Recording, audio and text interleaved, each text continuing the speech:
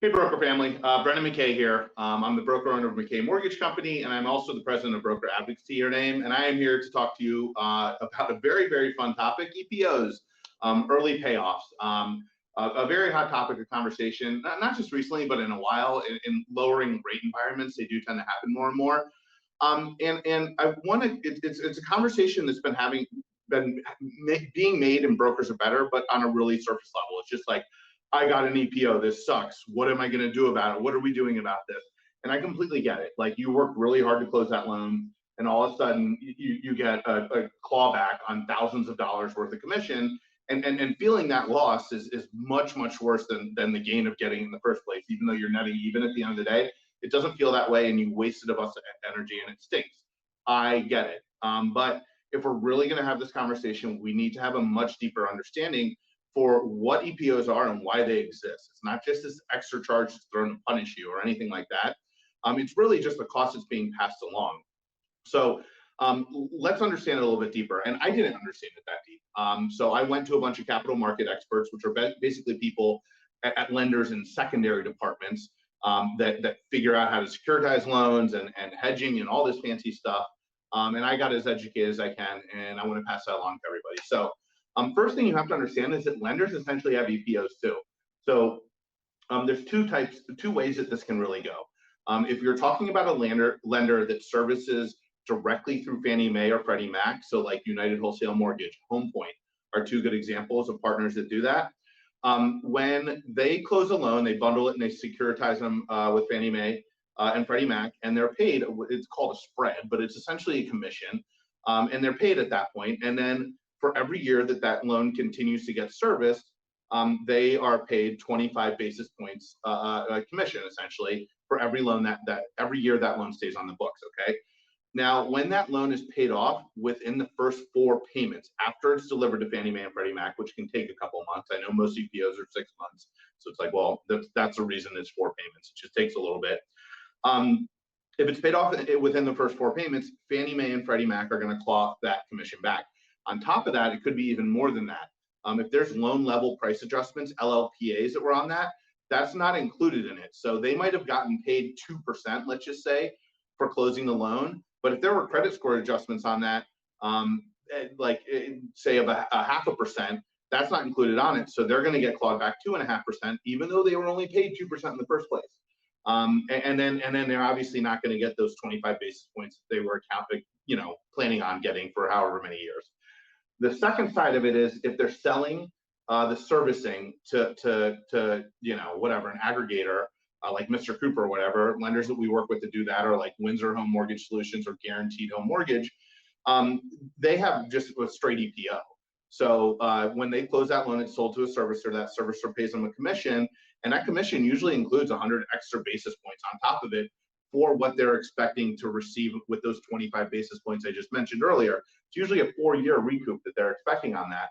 So that kind of tells you that there's way more to it. And in fact, sometimes they're expecting these loans to stay on there for 4 years up to. And so if it's only on there for 3 months, that's a massive, massive loss. So that's how it works on the lender side. It's really just getting kicked down to us. Not even all of it. Sometimes it's just some of it. The bigger picture to this that you really need to understand, and that kind of explains where it comes from, but here's why the system is set up that way. When you close on a mortgage that you originated, that mortgage is packaged up with a whole bunch of other ones just like it, and it's securitized into bond portfolios. Those bond portfolios are purchased by investors on Wall Street and all this different stuff, and they're traded as investments, right? Now, the value of those bonds assumes that these mortgages are going to stay on the books for a certain period of time, okay? Now, they recognize that within thousands of these loans, some will get paid off sooner, some will get paid off later, so it all kind of works out in the wash. But if suddenly a bunch of these mortgages within these bonds are paid off sooner and sooner, it's going to impact the value of those bonds, and investors are going to be less likely to buy those types of portfolios in the future, okay? Now, you might be like, well, that's our problem. Why do I care? And you care because that's how the entire system is built. That is why we're able to offer such low interest rates. And frankly, it's why a 30-year fixed mortgage exists. The United States of America is one of the few countries that can offer a 30-year fixed mortgage. And this is the reason why. So if you like all the other parts of the system, you kind of have to take this part of it with it. Just some random things to throw out there too to educate you. A loan takes a lender somewhere around $3,000 to bring to market. So from when you disclose on that loan to when it is funded and post-closing and either sold or put into servicing or whatever, that whole process and paying all the employees along the way costs about $3,000. Now about $1,000 of it is recouped with the underwriting fee. So you're looking at about $2,000 net.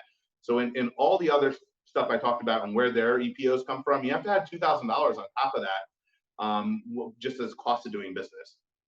On lenders, and this was all three capital markets people I spoke to said this without a doubt.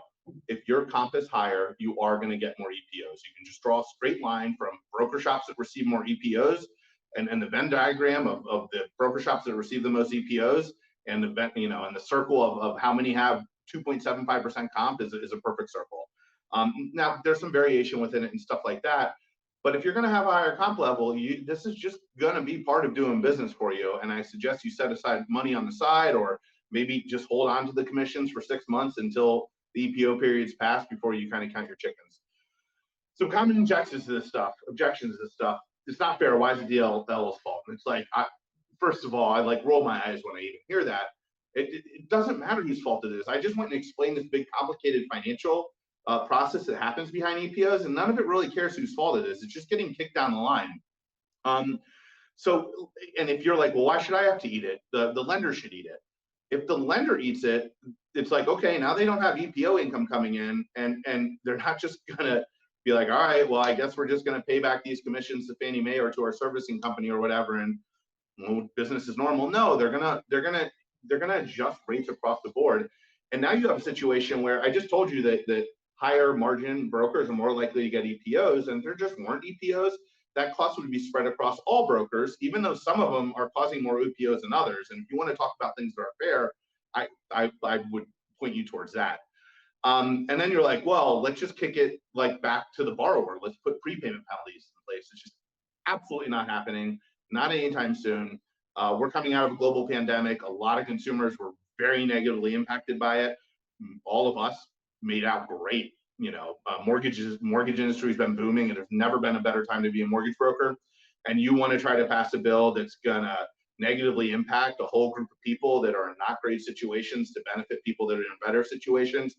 That's not going to be a super popular thing for any politician to try to pass right now. Why is there an EPO on borrower paid loans? First of all, most lenders don't charge EPOs on borrower paid loans, but they should, in my opinion. Everything I just explained about how the secondary market works is exactly the same on a borrower paid loan as it is on a lender paid loan. All you're doing is saying, oh, well, the borrower's paying my commission. That's a technicality because of bad legislation. There's still a massive lender credit, and the base rate sheet works the same. So that doesn't really hold up either. It doesn't change any of the numbers. So let's wrap up. There are a couple things. I'm all doom and gloom and just telling you how it is. It sucks. But the truth of the matter is that most lenders, if you have a good relationship with them and you're not causing a massive number of EPOs, they're going to negotiate with you, especially if we're talking about a home that got sold as opposed to refinancing it by somebody else, or especially by you. If you have a good relationship with that lender and you do steady business with them and you're not a pain in the ass and all these different things, they're going to come to the table with you. They'll either just waive it or negotiate it down drastically. Not all lenders will do that, and isn't that tough to figure out which ones are open to doing it, which ones aren't. I can tell you right now, I'm talking to Home Point. Home Point collects the full EPO on less than 20% of the EPO triggers that they have. So, different lenders are going to look at this differently, and you have to take the good with the bad with everything. Partnership's a two-way street on this, though. If you are sending one loan a month or one loan every couple months, and your loans are difficult and you're a pain, don't expect any forgiveness there. Like you're not a real partner to that lender, so you asking for a favor is less likely to happen. It's just true in any business. Rates are rising, and this is going to fix a lot of this problem, right? If rates do continue to rise, you're going to see less EPOs. That's just simple fact. One good idea that I did here, it's not quite an EPO, but if Fannie and Freddie instituted a 6-month waiting period on being able to refinance from a conventional loan to a conventional loan, similar to VA and FHA, that's not a terrible idea. That actually does not only solve some of the EPO problem, but it also does some protection to the secondary market, which they're going to care about as well. So that's not the worst idea on earth. But yeah, we're going to look into that more as part of the Government Affairs Committee, no doubt. But yeah, really just the whole point of this, EPOs are just the tip of the iceberg. You're seeing this painful clawback on your commission, which stinks, but there's a much, much bigger, more complicated process behind all of it. So it's just important that we understand it. Doesn't mean we can, you have to stop fighting for EPOs, but you need to do so from an educated stance and as intelligently as possible. That's it. Brokers are better. Have a good one. Go kick ass, everyone. Later.